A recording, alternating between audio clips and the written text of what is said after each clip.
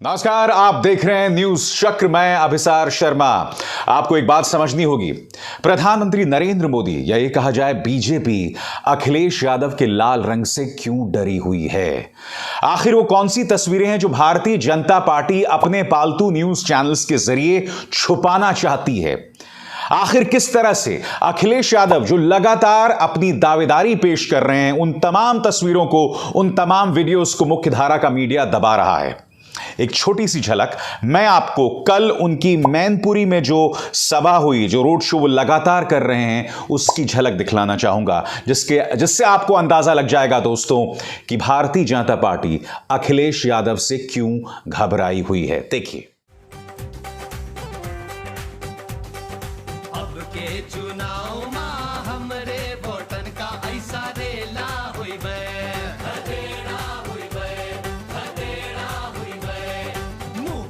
BJP गिरी है अंत ये सारा झमेला हुई और बात यहां नहीं रुकी दोस्तों। अब यह बात तय हो गई है कि यह मुकाबला है बीजेपी बनाम समाजवादी पार्टी, बीजेपी बनाम अखिलेश यादव।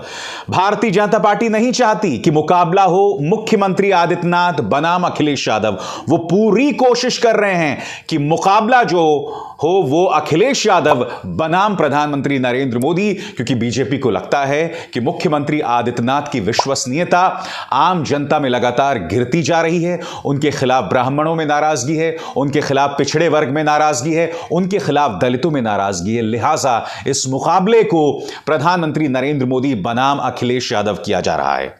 और यही वजह है दोस्तों कि प्रधानमंत्री नरेंद्र मोदी ने अखिलेश यादव और उनकी पार्टी पर उनकी लाल टोपी को लेकर तंज कसा था, मगर वो भी बैकफायर कर गया है। आज अखिलेश यादव ने उनके उसी भाषण का इस्तेमाल करके वो अपने समर्थकों को अपने साथ जुटा रहे हैं। लाल रंग का फिर कल उन्होंने तंज कसा प्रधानमंत्री नरेंद्र मोदी पर। सुनिए दोस्तों। रंग लाल है कि नहीं है, और लाल रंग से घबराता कौन है? हमने सुना है कि जो खेत में कभी कभी खुले घूमते वो भी लाल रंग से घबराते हैं। क्या लाल रंग से सांड भी घबराते हैं? प्रधानमंत्री ने जिस तरह से पश्चिम बंगाल में मुख्यमंत्री ममता बनर्जी पर वो अजीबो गरीब तंज कसा था, याद है आपको? दे दे दे दे। कहा जा रहा है कि जिस तरह से वो तंज उस वक्त कसा गया था और वो बैकफायर कर गया था, अब जो लाल टोपी की उन्होंने बात कही उससे हुआ क्या, मैं आपको बतलाता हूं। उससे हुआ ये है कि जो समाजवादी पार्टी समर्थक है वो पूरी तरह से लामबंद होता दिख रहा है। आप अखिलेश के रोड शोज में देखिए, जनता वहां खुद आ रही है, उसमें दो राय नहीं है, मगर इन तमाम रोड शोज में समाजवादी पार्टी का जो समर्थक है उसका उत्साह देखते बन रहा है, और यह चीज जो है वो बीजेपी को खाए जा रही है।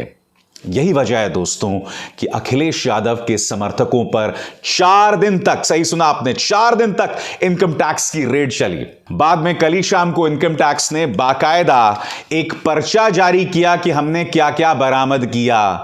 वो पर्चा जो उन्होंने जारी किया है दोस्तों, उसकी विश्वसनीयता यह है कि खुद न्यूज चैनल्स ने जो है उसका जिक्र नहीं किया। कहीं पर किसी न्यूज चैनल, किसी भी गोदी मीडिया में इस बात का जिक्र नहीं हुआ है कि इनकम टैक्स की रेड में क्या बरामदगी हुई है। उल्टा अगर आपके स्क्रीन पर भारत समाचार, जो कि वहां का एक स्थानीय न्यूज चैनल है, उसे देखें तो उन्होंने अपने समाचार में कहा था कि चाहे जैनेंद्र यादव हो, जो कि अखिलेश यादव के सेक्रेटरी थे, उनके घर से कोई खास बरामदगी नहीं हुई है, मुश्किल से 1 लाख रुपए और 400 ग्राम सोना, या जो तमाम अन्य नेता हों वहां से कोई खास बरामदगी नहीं हुई है। मगर इनकम टैक्स की रेड बतलाती है कि बीजेपी अखिलेश यादव से किस तरह बौखलाई हुई है। इस तरह के इम्कान हैं, इस तरह की संभावना जताई जा रही है कि अभी तो सिर्फ इनकम टैक्स के जरिए शुरुआत है, आने वाले दिनों में समाजवादी पार्टी पर तमाम बड़ी बड़ी एजेंसीज जो हैं वो रेड मारने वाली हैं। भारतीय जनता पार्टी का ग्राफ जैसे जैसे नीचे जाएगा, जैसे जैसे वो देखेगी कि अखिलेश यादव को समर्थन मिल रहा है, वैसे वैसे इनकम टैक्स की रेड, सीबीआई की रेड, ईडी की रेड, ये तमाम चीजें जो हैं वो और उग्र होती जाएंगी। मैं आपको बतलाना चाहूंगा दोस्तों, अखिलेश यादव किस तरह से इस भीड़ के बीच में अपनी बात रख रहे हैं, किस तरह से वो जरूरी मुद्दे उठा रहे हैं और बीजेपी इस प्रतिक्रिया से डरी हुई है। इसकी एक और झलक देखिए। आज फिर जब हम लोग चुनाव में जा रहे हैं तो आपसे हम अपील करने आए हैं और आपसे सहयोग मांगने आए हैं। एक भारतीय जनता पार्टी जिसने जनता को परेशानी दी है, जनता के सामने दिक्कतें पैदा की है, इनके हर फैसले ने किल्लत पैदा की है, आम लोगों को जिल्लत का सामना करना पड़ा है। ऐसी सरकार को हटाने के लिए मैं आपसे अपील करने आया हूं। दोस्तों, बीजेपी के लिए चिंता की बात क्या है? कल बीजेपी ने मातृशक्ति का महाकुंभ मनाया। आपकी स्क्रीन पर देखिए, प्रधानमंत्री नरेंद्र मोदी कल प्रयागराज में थे। इस सभा में औरतों को भर भर के सरकारी बसेस में लाया गया। यानी कि सरकारी पैसे से बीजेपी चुनावी रैलीज कर रही है। ये देखिए, प्रधानमंत्री नरेंद्र मोदी यहां पर आते हैं, हाथ हिलाते हैं, साथ में मुख्यमंत्री आदित्यनाथ भी हैं। मगर ये जो मातृशक्ति का महाकुंभ हुआ, ये भी बीजेपी के जो है खिलाफ हो गई। क्यों? क्योंकि जिन औरतों को भर भर के बसों में लाया गया था, जब उन औरतों से पत्रकारों ने बाद में बात की, कई डिजिटल प्लेटफॉर्म्स में बात की, तो उनकी जबरदस्त नाराजगी सामने उभर कर आई। कई इस बात की शिकायत कर रहे थे कि हम सुबह से जो हैं भूखे हैं, हमारे को कोई नहीं पूछ रहा है। एक छोटी सी झलक मैं आपको दिखलाऊंगा दोस्तों, हमारे पत्रकार मित्र हैं संजय शर्मा, उन्होंने हमें फॉरवर्ड किया है। यह झलक देखिए, इसमें आपको पता चलेगा कि वहां औरतें किस कदर नाराज हैं। आजमगढ़ पलनी ब्लॉक से आए। हाँ, तो कल कब कितने बजे आई थी आप? कल 10 बजे से घर से निकले थे हम लोग, ब्लॉक पे आ गए। तो खाना पीना यहाँ पे बस रास्ते में चाय बिस्किट नमकीन मिली थी, फिर शाम यहाँ पे पूरी सब्जी मिली, फिर उसके बाद सुबह में चाय मिली, बिस्किट मिली, और उसके बाद पूरी सब्जी खिला के लाए, लेकिन दोपहर का नाश्ता हमें नहीं मिला है। अभी तक हम बिना नाश्ते के। हाँ, अभी तक आपको खाना नहीं। मोदी शाम को 4 बजे किसी रैली कभी ना कर पाए। तो क्या आप दोबारा आना चाहेंगे? नहीं, हम नहीं आना चाहेंगे। घर से इतना रिस्क, अपने बाल बच्चों को, परिवार को छोड़ के आए, क्या समस्या मोल लेने आए। मैं आपसे क्यों कह रहा हूं कि बीजेपी के लिए मुश्किलें बढ़ रही हैं, क्योंकि आपको याद होगा निषाद समाज के साथ अमित शाह और योगी आदित्यनाथ की रैली होती है। दोस्तों, अब आपकी स्क्रीन पर यह वीडियो देखिए। इस वीडियो में जो शिक्षक अभ्यर्थी हैं वो लोग आरक्षण को लेकर नारेबाजी कर रहे हैं, तब जब मुख्यमंत्री आदित्यनाथ भाषण दे रहे थे। नारेबाजी कर रहे हैं शिक्षक मंत्री मुर्दाबाद, उनमें जबरदस्त नाराजगी है। और यह सब हो रहा था मुख्यमंत्री आदित्यनाथ और गृह मंत्री अमित शाह की मौजूदगी में। और जैसे ही दोस्तों यह सभा समाप्त होती है, निषाद समाज के लोग कहते हैं कि हम बीजेपी को वोट नहीं देंगे। सुनिए। निषाद प्रदेश सचिव निषाद पार्टी। आज तो आरक्षण की घोषणा नहीं हुई। आरक्षण की घोषणा नहीं की है तो डॉक्टर संजय के लिए जाएंगे, वोटर और सपोर्टर कोई नहीं जाएगा। अच्छा, आप लोग नहीं जाएंगे? हम लोग नहीं जाएंगे, ना हमारा कार्यकर्ता जाएगा ना वोटर सपोर्टर जाएंगे। आरक्षण का घोषणा नहीं हुई। हम आज का आरक्षण के लिए बुलाए थे, आरक्षण के मुद्दे पर कुछ नहीं बोला। आरक्षण नहीं तो वोट नहीं। आरक्षण पहले से भी कहते थे, आरक्षण नहीं तो वोट नहीं भी। आज तो घोषणा हुई है। चेहरे घुमाती है भाजपा, हम लोग घूमेंगे नहीं, वोट नहीं इनको होगा। आरक्षण नहीं तो वोट नहीं। Nishad party, Nishad party. और यही नहीं दोस्तों, कल जो महिलाएं भी आई थी प्रयागराज में, उनमें भी इस कदर नाराजगी थी। वो भी लगातार कह रही थी कि हम बीजेपी को वोट नहीं देंगे, क्योंकि बीजेपी ने हमें परेशान किया है, महंगाई जो है वो तमाम रिकॉर्ड्स तोड़ रही है। भारतीय जनता पार्टी सिर्फ एक ढर्रे की सियासत कर सकती है और कुछ नहीं। उन लड़कियों में भी, उन औरतों में भी जबरदस्त आक्रोश था। जो पत्रकार उन बसों में घुस घुस कर उनसे बात कर रहे थे, वो तमाम पत्रकारों को यही बातें सुनाई पड़ रही थी। और बीजेपी की मुश्किलें यहां नहीं खत्म हो रही हैं। इन्होंने जन विश्वास यात्रा शुरू की है दोस्तों। उत्तर प्रदेश के अंदर बताया जाता है कम से कम 6 जन विश्वास यात्राएं शुरू हो चुकी हैं। मैं आपको गोंडा का वीडियो दिखाना चाहता हूं दोस्तों, 1 मिनट का वीडियो है। अब मैं इसे शुरू करने वाला हूं, ये देखिए। अब इस वीडियो में आप देखिएगा किस तरह से कौतूहल मचा हुआ है। वहां जो जनता आई है वो उनकी जन विश्वास यात्रा में देखिए किस तरह से व्यवधान डाल रहे हैं ये लोग। कुर्सियों को जो है तोड़ा जा रहा है और भाजपा के नेता उन्हें समझाने का प्रयास कर रहे हैं कि आप गुस्सा मत हो। तो यह बतला रहा है जन विश्वास यात्रा की हकीकत। यह जन विश्वास यात्रा नहीं दोस्तों, यह तो जन अविश्वास यात्रा बन गई है। तो एक तो यह वीडियो जो मैंने आपको दिखाया, इसके अलावा इन जन विश्वास यात्राओं में मैं आपको 2 नेताओं का जिक्र करना चाहता हूं जो एक एक करके आपकी स्क्रीन पर आएंगे। श्रीकांत शर्मा जो कि मंत्री भी हैं और मथुरा से विधायक भी हैं, और साथ ही जेपी नड्डा जो कि पार्टी के अध्यक्ष हैं। इन्होंने भी जन विश्वास यात्राएं की थी, मगर मुश्किल से 500 से 1000 लोग वहां जुटे। यानी कि जनता में विश्वास पैदा करने की बजाय ये यात्राएं अविश्वास का प्रतीक बनती जा रही हैं।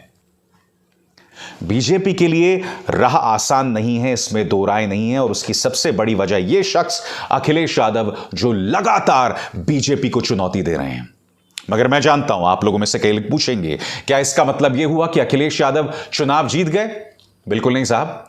मैं आपको बतला दूं, चुनावों से, मतदान से 24 घंटे पहले तस्वीर बदल जाती है और भारतीय जनता पार्टी एक अरसे से चुनावी माहौल में सांप्रदायिक उन्माद, सांप्रदायिक तनाव पैदा करने का प्रयास कर रही है। और उसकी 2 मिसालें आपके सामने हैं।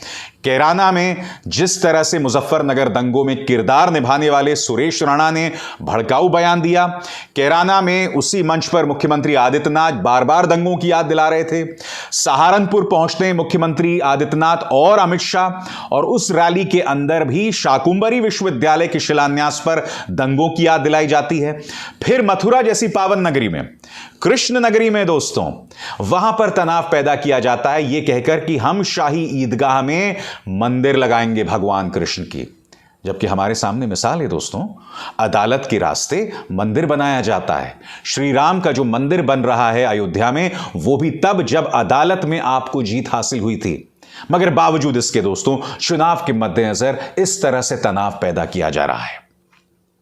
तो बीजेपी के हाथ में यह ताकत है, और अगर यह ताकत उग्र होती गई, क्योंकि बीजेपी आने वाले दिनों में उग्र होगी, तो हो सकता है, एक संभावना है कि जनता सांप्रदायिक तौर पर बंट जाए।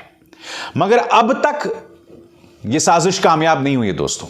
अब तक जनता जो है वो लगातार देख रही है कि बीजेपी जो है वो मुद्दों पर नहीं बने रहना चाहती, वो यही तमाम चीजें करना चाहती है। यही वजह है कि जनता इस वक्त बीजेपी के इस खेल को देख रही है। अब आप मुझसे कह सकते हैं कि अभिसार जी, क्या यह भीड़ का मतलब यह हुआ कि जनता जो है वो अखिलेश यादव में अपना विश्वास जतला रही है? और मैं जानता हूं आप लोगों में से कई लोग यह भी कह सकते हैं कि बिहार के चुनावों में भी तेजस्वी यादव को देखने भीड़ आ रही थी, मगर उनकी सरकार तो नहीं बनी। बिल्कुल सही कहा आपने, उनकी सरकार नहीं बनी, मगर तेजस्वी यादव की आरजेडी बिहार के विधानसभा चुनावों में सिंगल लार्जेस्ट पार्टी थी, बीजेपी से भी बड़ी पार्टी। प्रधानमंत्री नरेंद्र मोदी जिस पार्टी में है उससे भी बड़ी party, number 1। Number 2, Tejashwi Yadav को नीचे लाने में 2 पार्टियों का किरदार था। नंबर 1 कांग्रेस का जो प्रदर्शन था वो बहुत ही दयनीय प्रदर्शन था, नंबर 1। नंबर 2 ओवैसी, सीमांचल के इलाकों में ओवैसी की पार्टी ने 5 सीटें हासिल की और कम से कम 10 सीटों पर नुकसान किया। और फिर आपको याद होगा काउंटिंग वाले दिन पर कम से कम 5 ऐसी सीटें थीं जहां मुकाबला मुश्किल से 100 से 500 वोटों का था। कई स्वतंत्र पर्यवेक्षकों और पत्रकारों ने मुझसे कहा कि वहां पर स्थानीय प्रशासन की मदद से तस्वीर को पलट दिया गया, यानी कि फ्री एंड फेयर नतीजे नहीं थे, निष्पक्ष नतीजे नहीं थे, वहां पर स्थानीय प्रशासन का एक किरदार था। और यह बात सिर्फ आरजेडी के लोग नहीं कहते हैं, यह बात कई पत्रकार और स्वतंत्र पर्यवेक्षक भी कहते हैं। और हमें यह भी नहीं भूलना चाहिए कि तेजस्वी यादव बिहार चुनावों में चुनाव से मुश्किल से 2 महीने पहले एक्टिव हुए। अखिलेश यादव एक अरसे से एक्टिव हैं। तो फिर मैं दोहराना चाहूंगा, इसका अर्थ यह कतई नहीं है कि अखिलेश यादव ये चुनाव जीतने वाले हैं। अभी लंबा वक्त बचा है दोस्तों। हम नहीं जानते बीजेपी क्या क्या खेल करने वाली है, मगर एक बात तय है, जैसे कि मैंने अभी आपको कार्यक्रम में बताया, बीजेपी जो भी कर रही है वो बैकफायर कर रहा है, वो उसकी मदद नहीं कर रहा है। खैर, हमारी निगाह लगातार इस घटनाक्रम पर बनी रहेगी। निष्पक्षता से पल पल की जानकारी आपके सामने लाएंगे। हम उन न्यूज चैनल्स की तरह नहीं है दोस्तों जो विपक्ष की रैलियों को नहीं दिखाते, विपक्ष के मत को नहीं दिखाते, क्योंकि लोकतंत्र के अंदर विपक्ष की एक बहुत अहम भूमिका और शायद सबसे अहम भूमिका होती है। उनकी आवाज को दबाना पत्रकारिता के उसूलों के सरासर खिलाफ है। अभिसार शर्मा को दीजिए इजाजत। नमस्कार।